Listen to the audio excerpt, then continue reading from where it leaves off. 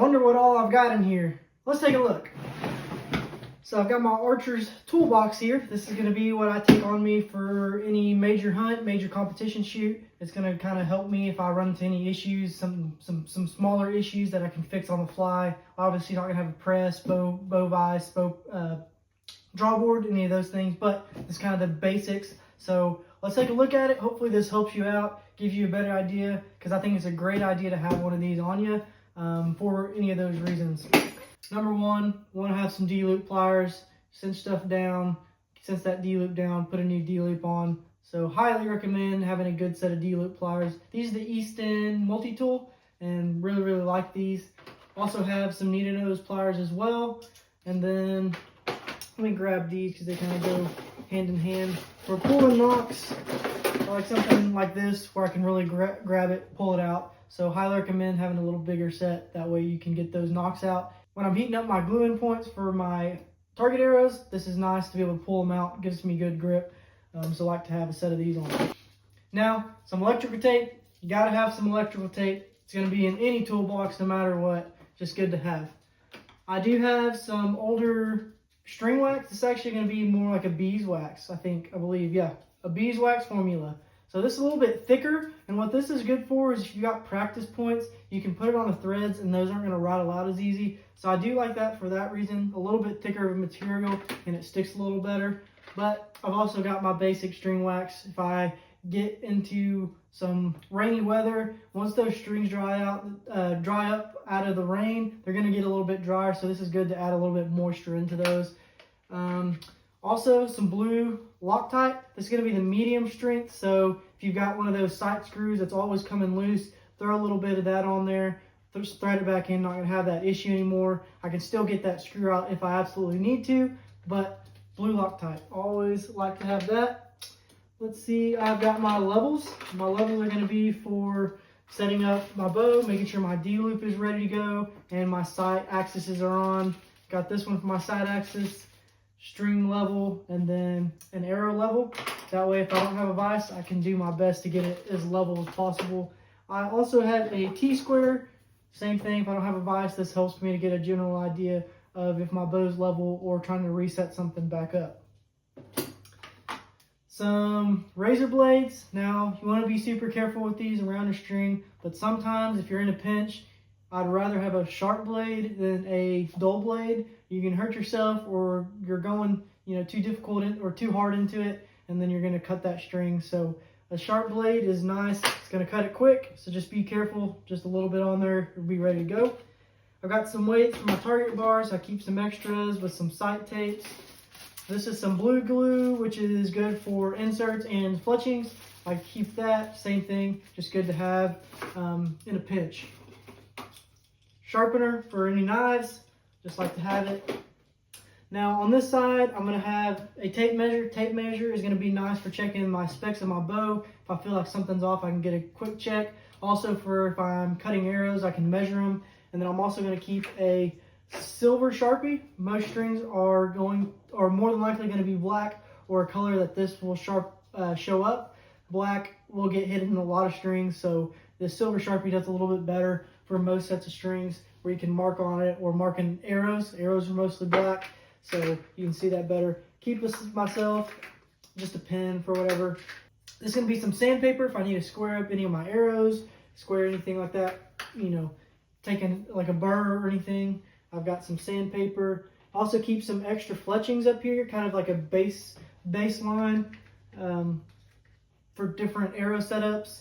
So I've got some A hybrid 26s, got some blazers, and I've got some bonding X veins for target arrows. Just kind of gives me an idea. If I don't exactly have the right fletching, that kind of covers a general area of what it could be.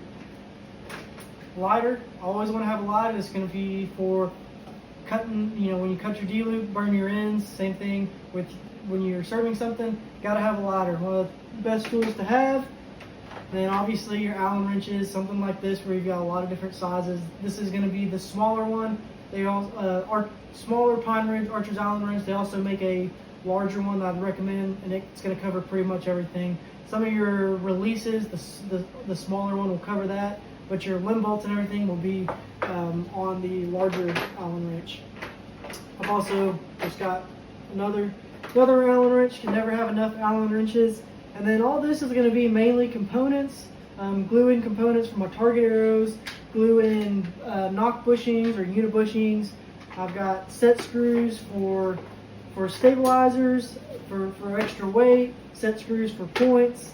I've got extra bolts, so like for rest and whatnot, I've got the extra bolts, extra points. A few different nocks in here. Like these are going to be kind of like the nocks I mainly use, like my IP nocks that'll go into my target arrows, and then some lighted nocks. So now kind of getting into the stomach of the box, the tackle box. Some felt. This is going to be super critical. Get in the woods, you realize something's loud. This is going to be sticky sided felt pad. I can take that, cut it with some scissors that I keep in here. Have some scissors somewhere. Yeah, so I've got some scissors. If I need to cut some of this out or cut whatever, I do have a pair of scissors and my felt pad. Also, if I need to cut out a sight tape, scissors come in handy for that as well. Since I'm running a black gold on my hunting bow, I've got this. If my tape's not on, it's probably going to be one of these other ones because I haven't cut very many out. Now I could grab a fresh one if I wanted to, just to be safe. Have some Velcro, just a roll of Velcro if I need to wrap something together for any reason. That's there. I got my box of nocks, my little box of nocks. There you go. And this is going to be kind of my random stuff. If I need to fit an older arrow, a bigger arrow, I've got it ready to go. I keep just a good set of broadheads. These are going to be the Schwacker 2-inch cuts, and they do a good job. So I know they're going to fly true and they're going to put a big cut. So I like to have something like this just in here, just worst case scenario. Now getting into some more of my fletching stuff, I do have a arrow scraper tool. That way I've got that. I am going to have a straight clamp fletching jig. Now I do have a Bitzenberger that I typically take with me anywhere I take this, but if I do need this in a pinch, I've got a straight jig, really quick to use. Like to keep that in there.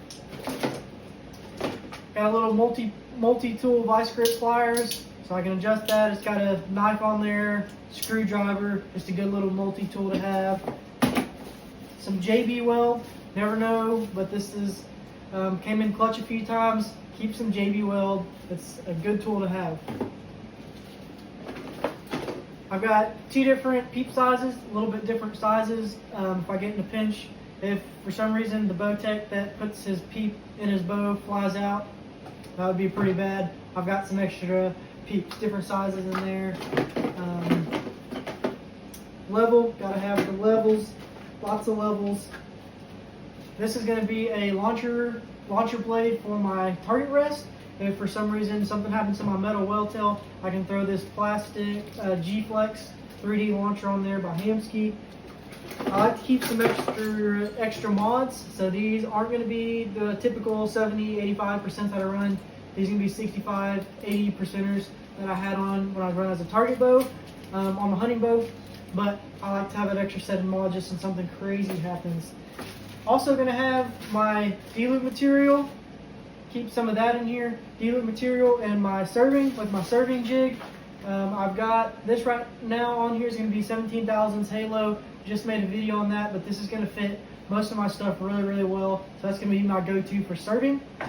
I've also got some 14 thousandths power grip. This is going to be what I like to run for my nock sets if I'm going to run any nock sets. It's ready to go. And then I've also got some 19 thousandths Halo. That's going to be if my nock fits a little too loose. I can go to something a little bit bigger. And I also like it tying in my peep sights, anything like that, being a little bit thicker. But I've got 3 different diameters of serving in here with a serving jig and the most important D-loop material. But yeah, that's kind of it for everything that I've gotten here that I can think of. This is kind of my basics. Now this may be a little bit overboard for some people, but you definitely want to have your basics in there. Be able to tie a new D-loop on there, research some things, you know, maybe fletch a few arrows. Like I said, if I'm going to go on a hunt or I'm going to go on a major tournament, I'm going to just throw this in the truck and hopefully I don't have to use it, but for anything small, it's saved me a few times. So y'all build up y'all's. If y'all saw something that y'all have and you already got a tackle box like this, and you saw something that I didn't talk about, drop them in the comments below so that way we can share. Everyone can see what people like to put in there. If y'all felt this video to be helpful and y'all liked it, please make sure to like and subscribe. It helps us out a lot. And y'all have a great day. Thanks for watching.